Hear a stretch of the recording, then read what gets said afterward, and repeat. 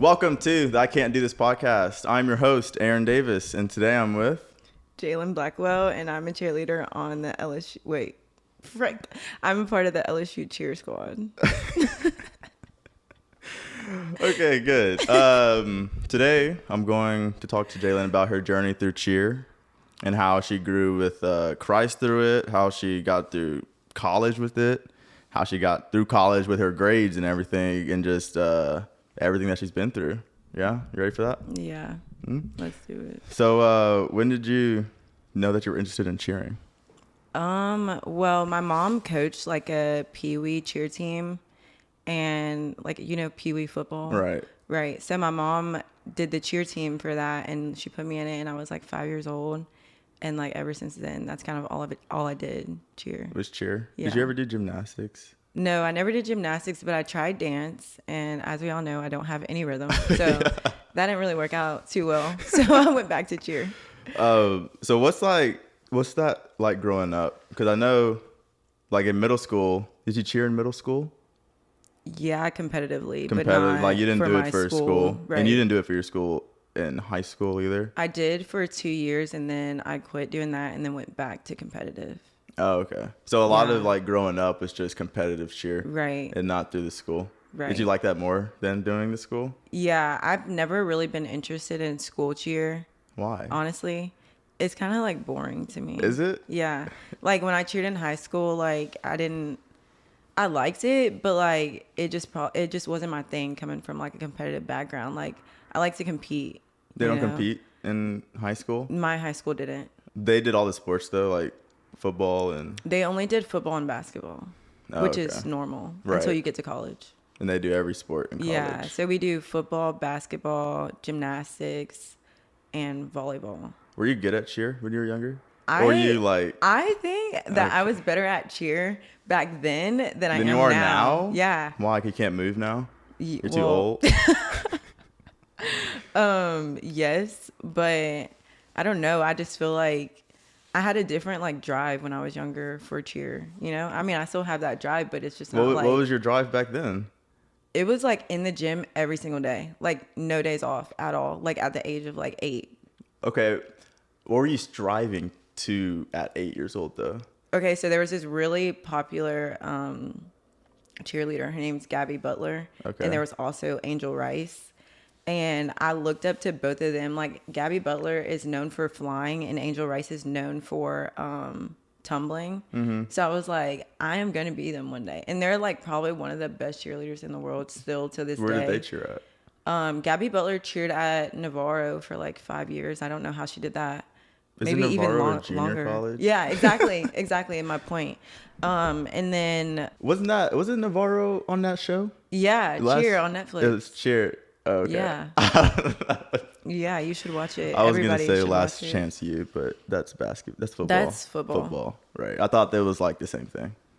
I never watched Last Chance U or Cheer. Never Last Chance U. That's insane. Anyway, more of the story is like they were probably some of the best athletes in the sport at that time, and I was like, I want to be that good. So I really pushed myself a lot when I was younger.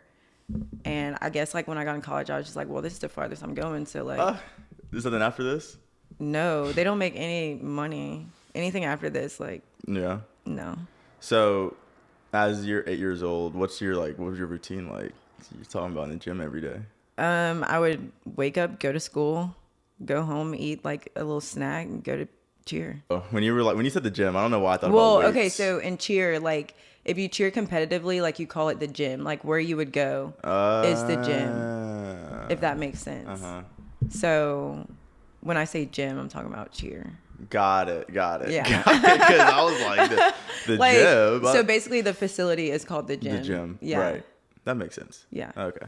So how was your mom with all that? I know she was supportive, but were you motivating yourself more than your mom, or you think your mom was motivating you? No, I think my mom pushed me a lot. Well, at the time, my mom was a single mom. So, she was always running around with me. I'm pretty sure she was burnt out, just like doing her own stuff, taking me to school, taking me to practice and everything. But she pushed me a lot too. Like she knew that it was something that I loved. So like she was always very supportive and was like, well, if you want to do it, then I'm going to keep paying for it. And Right. cheer is not cheap, like at all. It's like, expensive? It's so expensive. Like it's kind of like baseball. What are you paying for in cheer though besides clothes? Well, okay, so you have to pay for your own travel, your own hotels, you pay for your uniforms, and then you also pay like a fee to the gym like every month. That you're practicing at? Yeah, exactly. So like you basically pay to be on a team. How often do y'all travel? We used to travel like almost like every weekend, if not every other weekend. To where? You're So, 8 years like- old. Where are you To going? Florida, we went to Destin a lot. We went to Charlotte a lot, Alabama a lot. And then also like we would have competitions. Like at that time I was living in Tennessee. So we would have Okay. competitions like locally in Tennessee. But like we had a competition almost like every weekend. So at these competitions, obviously the goal is to win the competition. Right. So for a sport, say like for baseball tournaments, we play select baseball over the summers and stuff. We go to these tournaments. And we're going to these tournaments trying to win the tournament, but also trying to get seen for recruiting. Right. Is that the same thing for cheer? Or is like you're just going to a tournament hoping you get a medal or something? Honestly, like I think it's like that now, but like, when I was doing it, it wasn't so you could get recruited. It's just something that you love to You do, just so love you to. did it. Really? You know, so it's like more like a hobby. Obviously, Right, it's more like a hobby, but it's not exactly. like, that's interesting. yeah, so like it's not like one of those things where like recruits from different colleges come, but I know they do that now. Like they'll go to like a cheer gym and like The scout out. put together like a clinic or something, but back then like they did not have that. So how did you get recruited to LSU? I was not recruited actually. So okay, so listen. Right. I was injured my senior year. Okay. My senior season. Injured what? Your knee? My knee. Okay. I had meniscus surgery, which we can talk about that more in depth later. But I kind of like let go of my dream of cheering in college, and I didn't decide to try out until 2 weeks before the tryouts, if that makes sense. So I had never been to any clinics, right. and like And you haven't been working out. Exactly. And you haven't been practicing. Exactly. So it was just like, okay, well, the trials were on Zoom. Might as well just go to my local gym and flip around, and hopefully I'll make it. Wait, the trials were on Zoom? Yeah. Oh, because you got here at 2020 during COVID? Right. Exactly. So that's kind of How do you try out on Zoom? So first, it was like a 3-step process. So the first process was you send in like they'll send you a motion or a dance video. You have to learn it and send them that video back, and then you also send in like skills videos, and then they'll select from that group of people. And then the next phase was like, okay, well, we're gonna get on Zoom, and you have to show us these skills. You have to show us your tummy and skills. You have to live. show us the dance, Yeah. like live, because you know. When you pick a video, you're gonna Right, pick you're your gonna best pick your best, videos. right, You know what I'm right, saying? right. So, and then there was that, and then the last phase was like an interview, and then like another dance or whatever, and then you found out if you made the team. What made you want to try out again? My mom, she was like, "You should just go for it," And you're like, and I was just like, okay, "All right." fine. Yeah, they bought me an air track and everything, And what? an air track, and we put it in the An backyard. air track? Yeah, it's like kind of like a trampoline, but it's not a trampoline. It's just like it's an air mattress. You put air in it, Yeah. and then you just flip on it. Oh, yeah. So And it's like you're at the gym. Yeah, Right. because like COVID, the gyms were shut down. Right. So they bought me an air track in the backyard, and those 2 weeks I was grinding trying to get my skills back. And did you think you were going to make it? You had hope? I mean, I had hope. Yeah. It was like one of those things like God didn't bring me this far to bring me this far. Right. You know? That's so funny, though, because But- 2 weeks is crazy. 2 weeks, and then you're just like, oh, yeah, I'll try out. And then you Yeah. made it. And what was then I that made like it.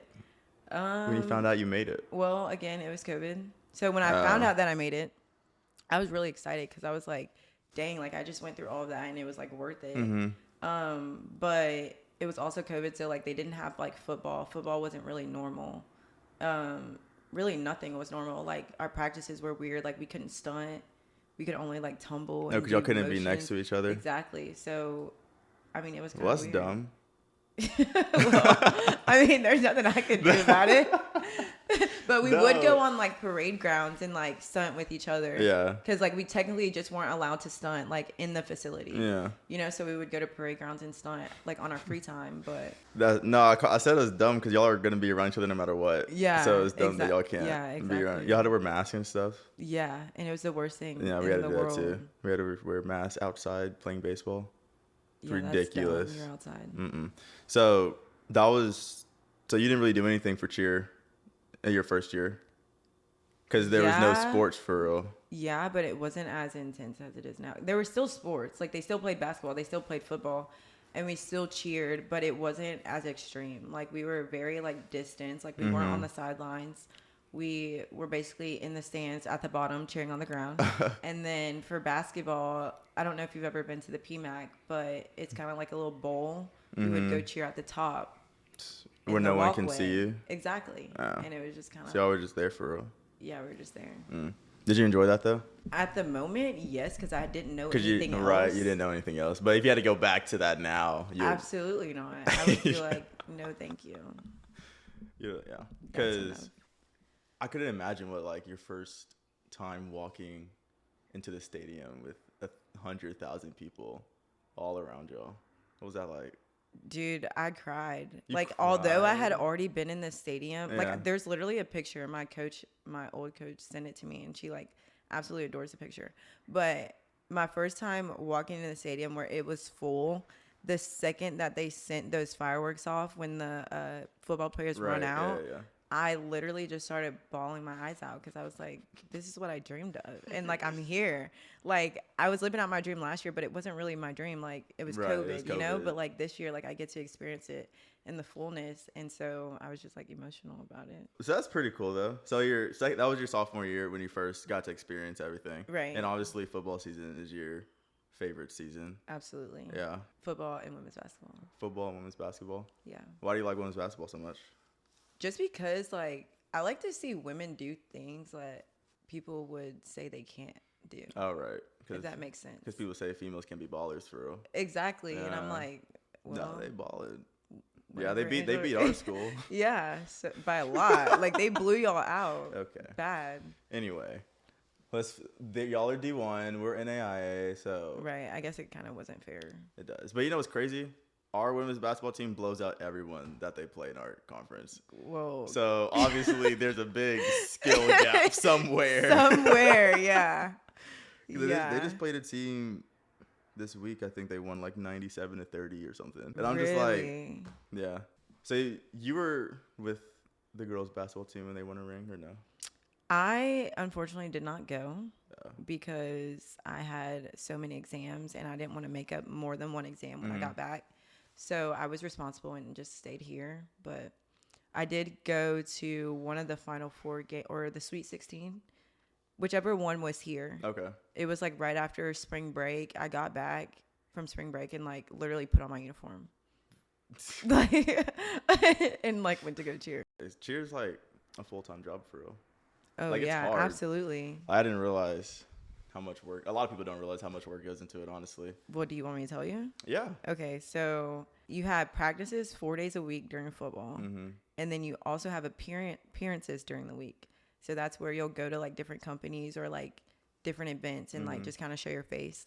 And then you have your football games on Saturdays, and then you also have workouts within the week three times a week. And then you also have your study hours that you have to get. Study hours. And then you also have class. So yeah, you got that. It's kind of suffocating. No, it really is. But, and how do you time manage all that? I try to do everything at the same time every day, pretty much. Everything at the same time every day. Yeah. So like my Tuesday, like every Tuesday will look the same. Every Wednesday will look the same. Oh, you're like very so organized. So forth. Very. Yeah, because like if not, then I'll just get stressed out. But also like writing things down. Like I am a stickler for planning things and organization. So I write things down a lot so that I could just look at it and just check things off the list. That's good. That's what I probably should start doing. Yeah, you should. But I don't need to. I got everything up here. Okay. Everything. It works too sometimes. Sometimes. Keyword. Sometimes. So what's something that's like very hard that you had to go through with cheer? I've been through a lot of hard things, but I think the hardest thing that I had to go through was probably my injury. Because one, it was my senior season and I was really looking forward to it. But two, I knew I wanted to cheer in college, and like I just feel like that had all gotten taken away from me. And I was very like depressed, like not eating, crying all the time, whatever.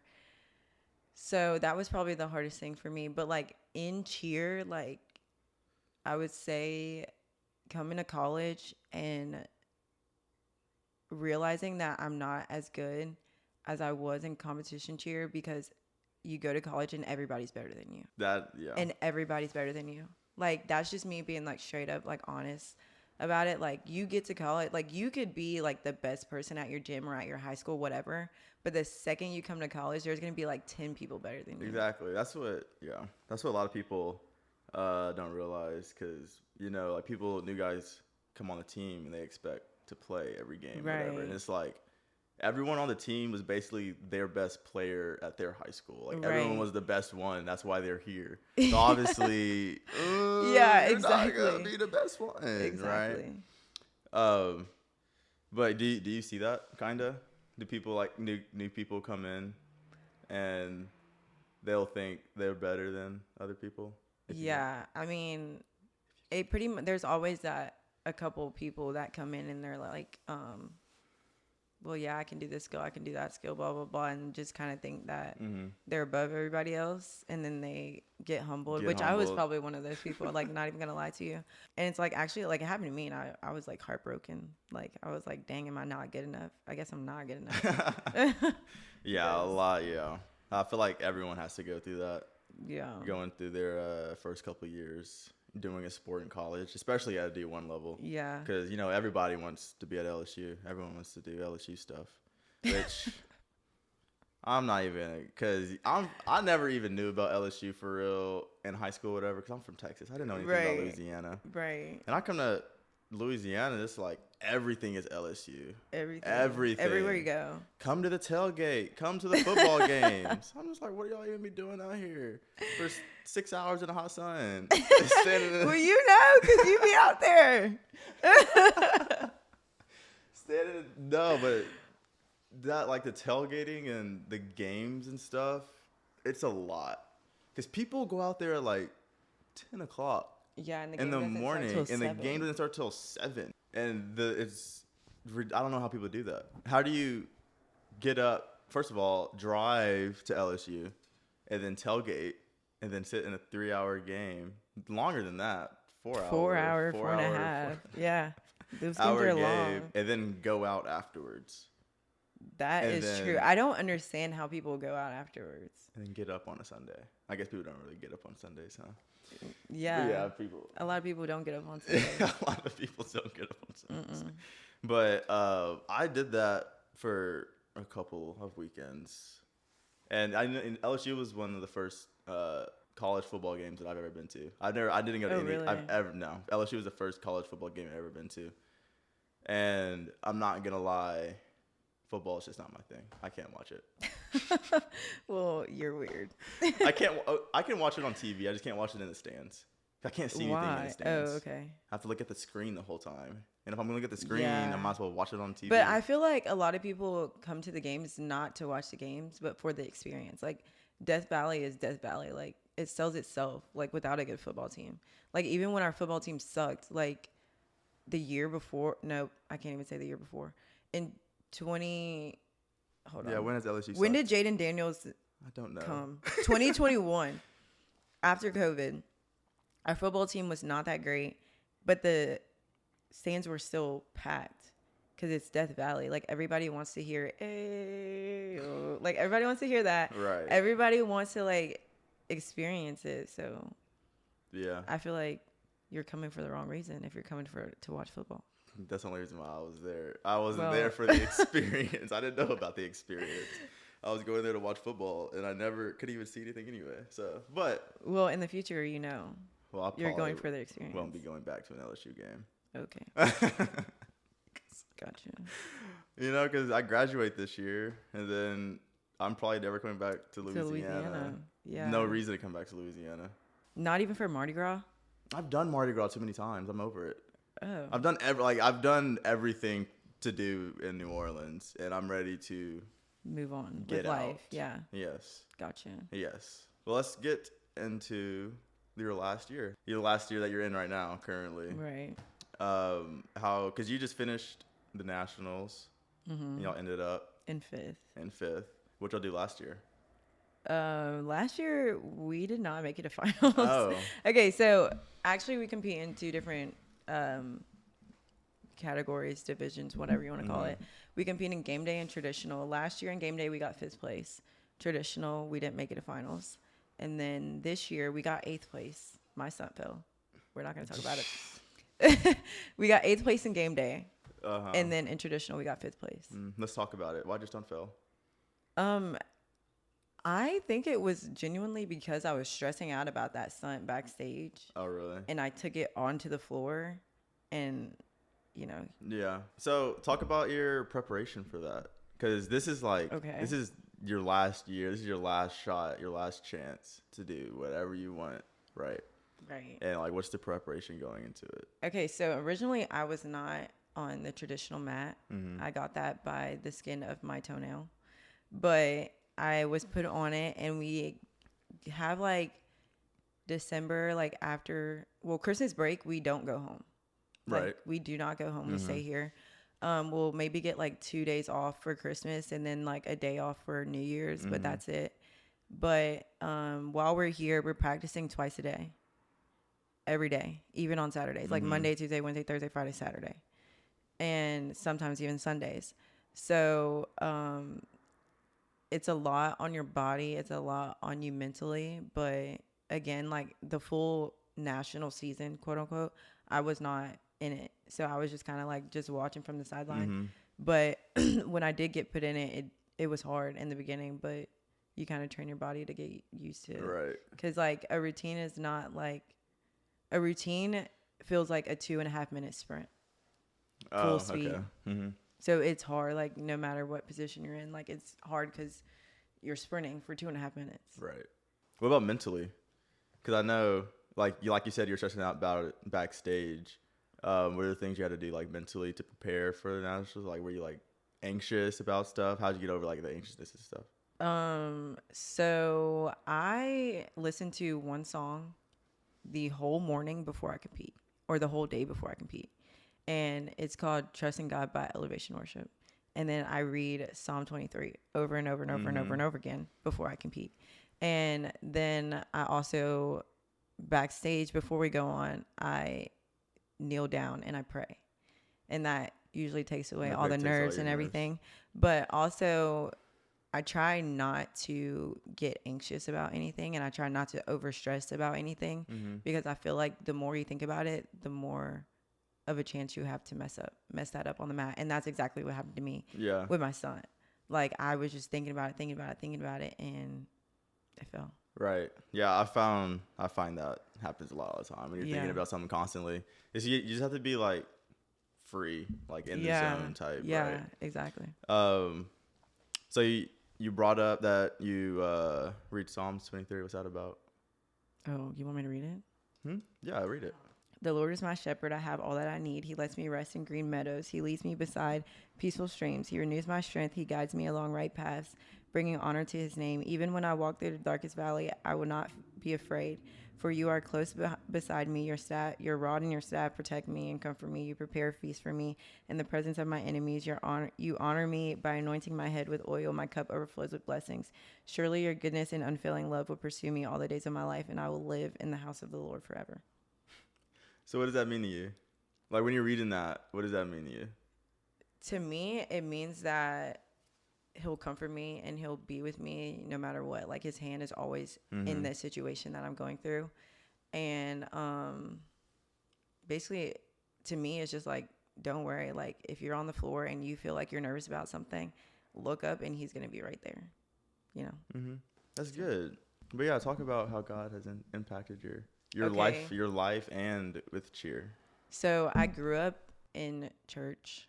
I grew up in a Christian family, but I had to hit rock bottom to make it personal. Like, I knew, okay, God died for my sins. Okay, he rose from the dead. I knew all of that, but I had to hit rock bottom to make it personal. And back to like my injury or whatever, like I said, I was depressed. I wouldn't eat. I was crying silently in a dark room all day long so that nobody would worry about me. My parents wouldn't worry about me.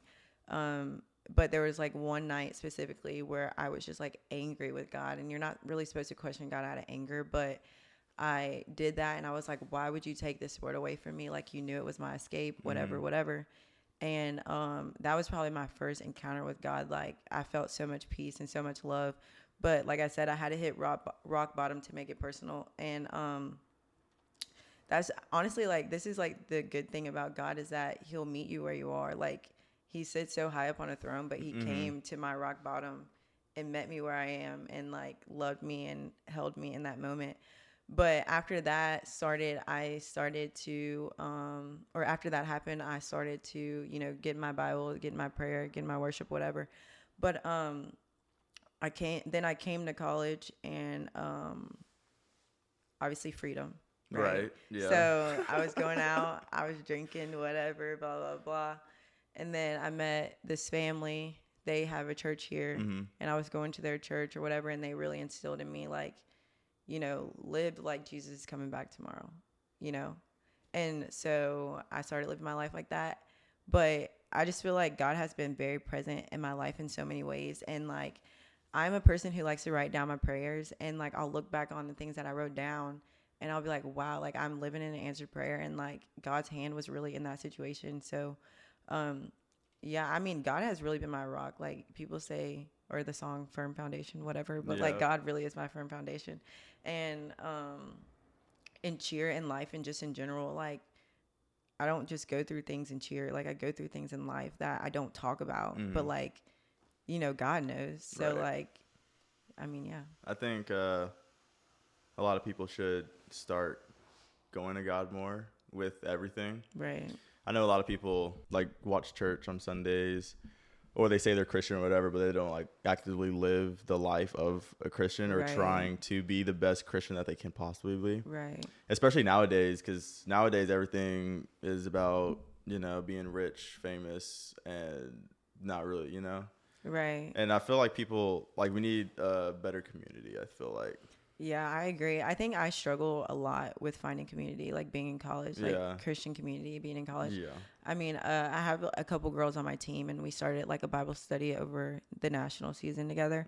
But just like people outside of cheer, like, I want to get to know like some people outside of cheer, and I want them to have the same value as me and the same love for God that I have.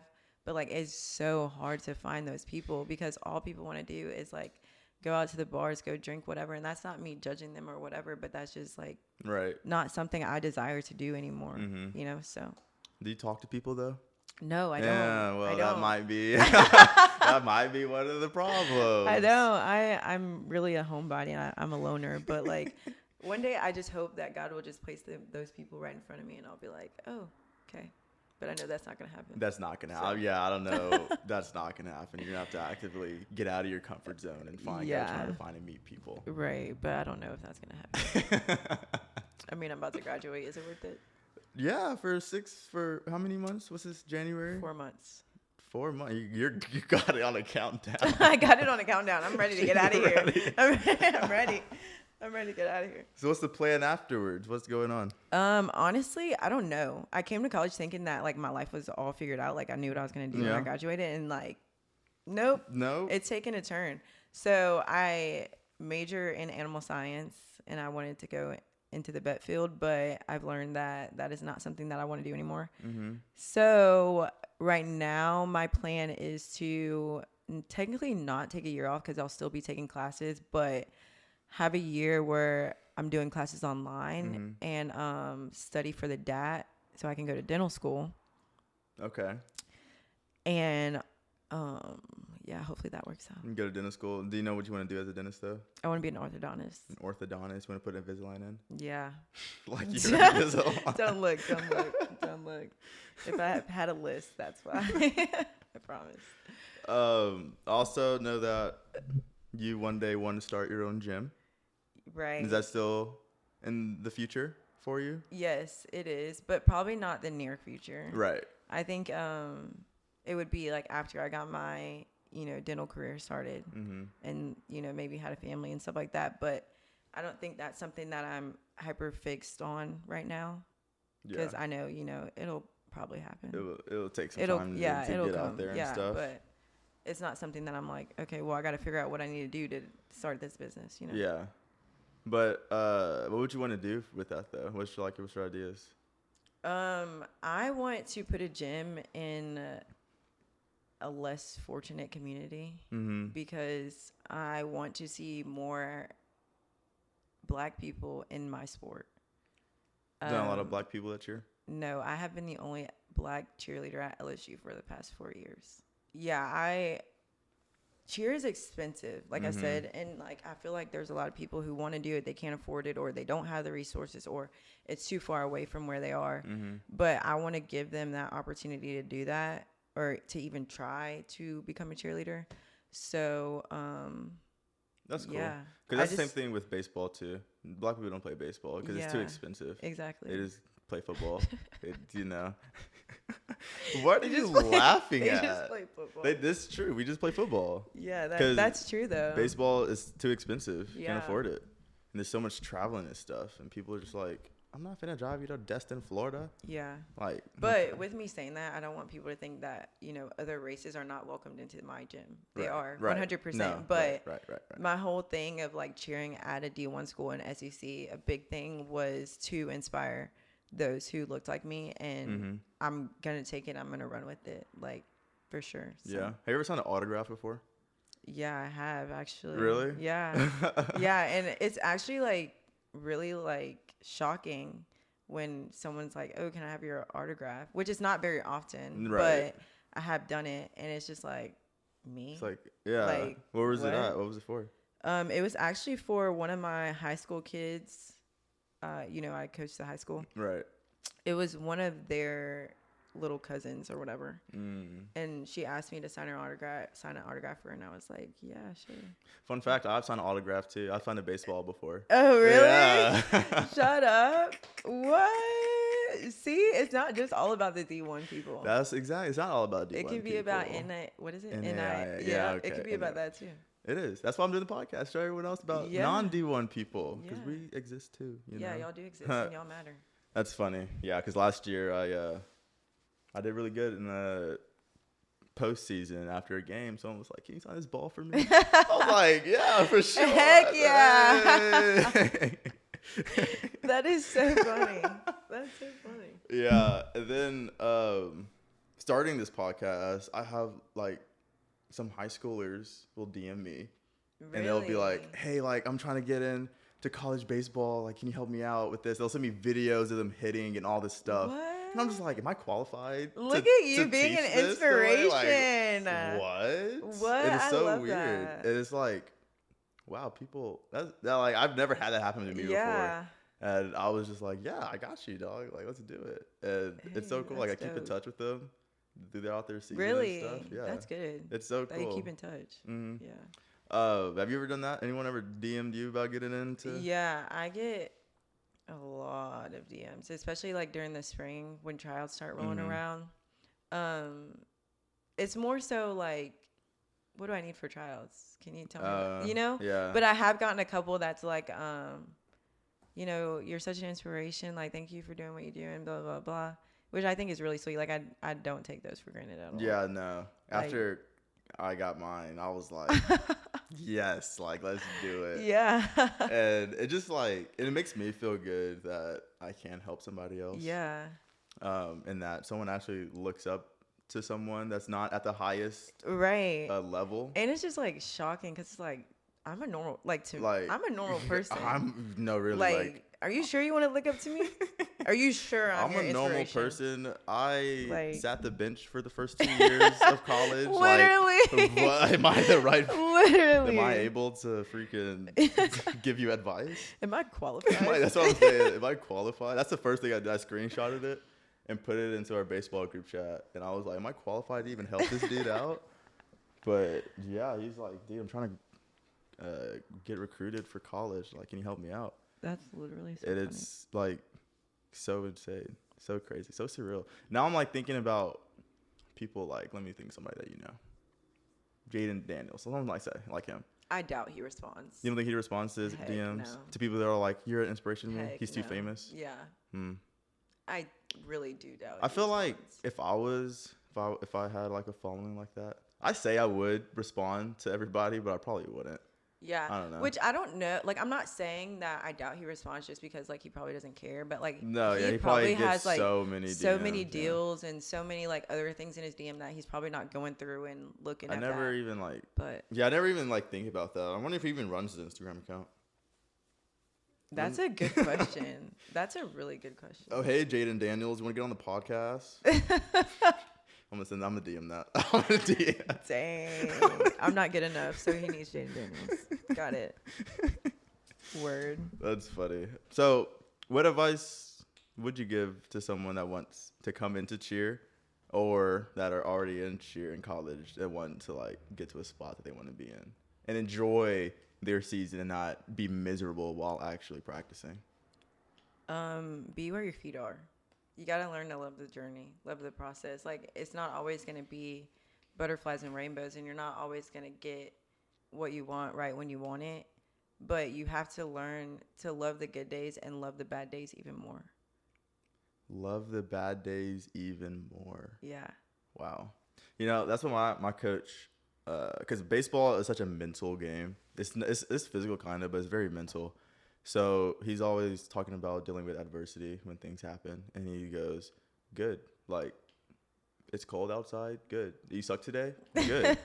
Good. Like, you struck out? Good. And he's like, when you get into that mindset, you always give yourself an opportunity to come back and do better the next time. Right. Instead of, like, feeling sorry for yourself. And it's like, oh, I'm not good enough. Yeah. Like, good. All right, next time I'm getting a hit next time. I'm getting, you know what I'm saying? Yeah. And I think that's a good advice. Yeah. Also, this is like just life advice in general, but I think there's two things. They kind of coincide, and you'll see where I'm going with it when I say it. If your dreams don't scare you, then they aren't big enough. Facts. God places the best things in life on the opposite side of fear. So if whatever you're dreaming about or whatever goal you set for yourself, if you're like, dang, I don't know if I can do it. Well, that's kind of scary. Like, going to college is scary. Mm-hmm. Cheering in front of 20,000 people is scary, mm-hmm. right? But, like, once you overcome that fear, there's something, like, so beautiful on the other side waiting for you that God knit it perfectly just for you. That's good. I never heard that before. That's a new one. Yeah. I'm going to have to write that down. You're welcome.